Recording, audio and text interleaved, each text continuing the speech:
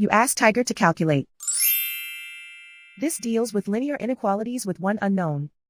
The final result is g greater than 2. Let's solve it step by step.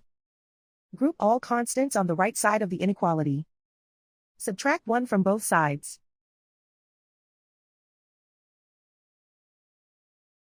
Simplify the arithmetic.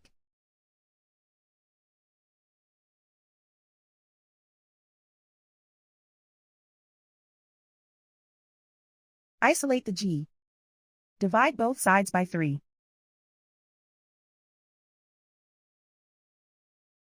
Simplify the fraction.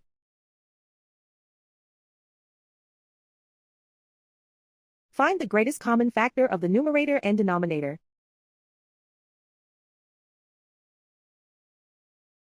Factor out and cancel the greatest common factor.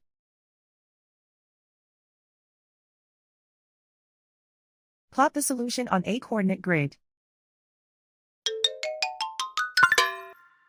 And so the final result is g greater than 2.